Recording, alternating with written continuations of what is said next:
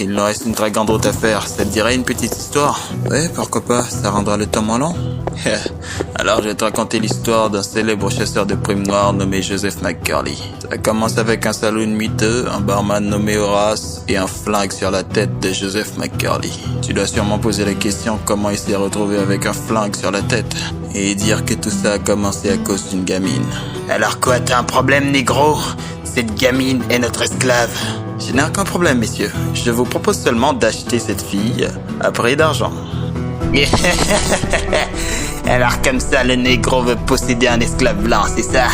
Ce qu'il ne savait pas, c'est que McCurley avait très peu de patience. Je vais le répéter encore une fois. Baissez votre flingue sur ma tête, j'achète la fille et on retourne tous chez nous. Et si je refuse? À ces mots, on entendit le bruit d'un coup de feu. C'était celui de McCurley. Il avait abattu de son froid l'opposant. Voilà une bonne chose de fait. Désolé, Horace. J'ai pas pu m'en empêcher, il était vraiment dérangeant, ce type. Mais t'inquiète pas, il était recherché.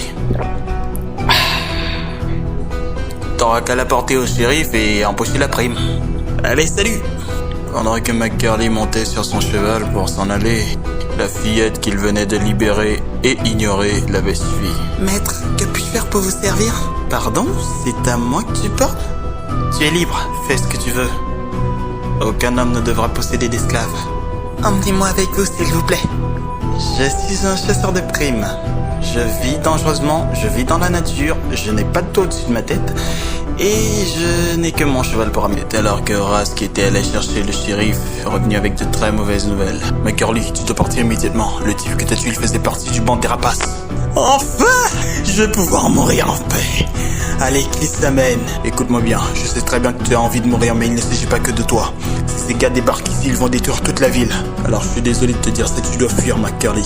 Ah, c'est pas vrai, Horace. Quand est-ce que tu vas me laisser mourir en paix? Oh, et rends-moi un dernier service. Emmène la fille avec toi. Quoi?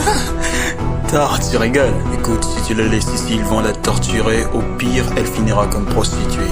Emmène-la avec toi, s'il te plaît. Maintenant, pars, McCurley. Oh non, c'est pas vrai. Allez, ya! Je te promets de bien vous servir, maître. Je ne suis pas ton maître. Et c'est ainsi qu'un chasseur de primes noires se retrouva avec une fillette anciennement esclave blanche. Bien, on est arrivé. Quoi, il a fin d'histoire? Ce sera pour une autre excursion. Abonne-toi. C'était le narrateur. Ciao.